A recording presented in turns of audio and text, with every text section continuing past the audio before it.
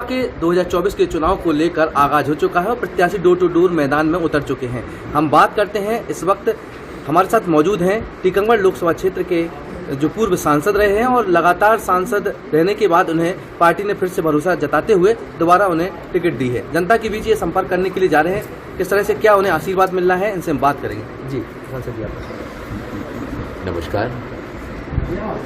इस बार जब 2024 के लोकसभा के चुनाव जो होने जा रहे हैं, भारतीय जनता पार्टी का कार्यकर्ता पूरे विश्वास के साथ में लवरेज होकर जनता के बीच में जा रहा है और जनता का अपार स्नेह, सहयोग, आशीर्वाद हमारे कार्यकर्ताओं को, हमको, हमारे नेताओं को मिल रहा है। मैं पहली बार इस लोकसभा चुनाव में इस तरह की अनुभूति अनुभव कर रहा हूँ।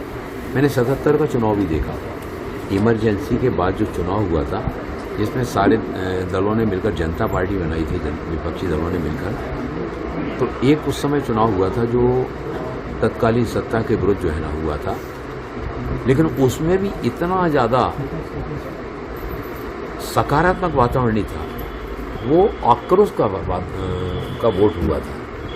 लेकिन इस बार जो वोटिंग का रुझान है, वो वोटिंग का रुझान विगत 10 वर्षों में देश के पंतप्रधान आदरणीय नरेंद्र मोदी जी के द्वारा 2014 के बाद से गांव, गरीब, मजदूर, किसान, महिलाओं के सम्मान के लिए जिस तरह की योजनाएं बनाई गई, उनको ज़मीनी धरातल तक पहुंचाया गया।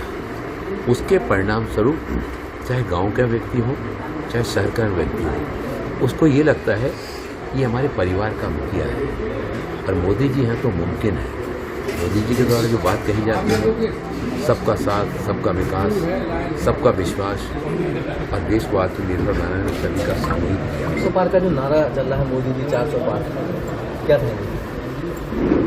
हमको तो बड़ा आश्चर्य होता है जब हम लोग गाँव में संपर्क करने के लिए जाते हैं, तो हम लोग संपर्क करते हैं, वो गाँव के बच्चे तक जो है वो बच्चे भी चिल्लाने लगते हैं कि अब की बार 400 पार।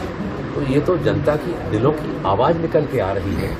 जनता चाहती है इस बार इतने प्रबल आंकड़ों के साथ में, इतने प्रचंड बहुमत के साथ में आदरणीय नरेंद्र मोदी जी को फिर से प्रधानमंत्री के पद पर सुशोभित करना चाहती है, कि उनको लगता है कि वो सिर्फ देश के प्रधानमंत्री नहीं है, बल्कि हर परिवार को ये लग रहा है कि वो हमारे परिवार के मुखिया है। जैसे कि अब लोग लोकसभा क्षेत्र खजुराहो की बात करें, तो खजुराहो में जो समाजवादी पार्टी के जो प्रत्याशी हैं मीरा दीपक यादव, उनका नामांकन निरस्त किया गया है। वो लोगों उनका आरोप है कि ये निरस्त कराया गया है। किसी का नामांकन निरस्त कराने की भारतीय जनता पार्टी को क्या पड़ी है? विपक्षी दलों के पास तो प्रत्याशियों के टोटे पड़ रहे हैं।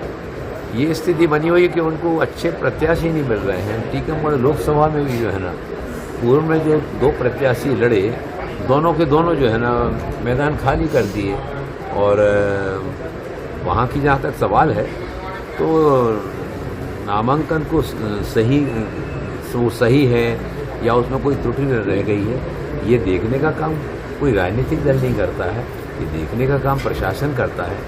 प्रशासन इस बात को तय करता है, तो उसमें भारतीय जनता पार्टी तो कहीं आड़े आती ही नहीं ना। भारतीय जनता पार्टी को कोई समझ में बीच में लाया जाना चाहिए। तो ये थे हमारे साथ जो टीकमगढ़ लोकसभा क्षेत्र के प्रत्याशी हैं डॉक्टर वीरेंद्र कुमार जी, इनसे हमने बात की है और खजुराहो सीट पर भी इन्होंने कहा है कि ये प्रशासनिक त्रुटि थी, जिसे प्रशासन को ही तय करना था कि ये फार्म सही है गलत है, इसमें पार्टी का कोई भी दोष नहीं है। INH के लिए विनोद मिश्रा की रिपोर्ट।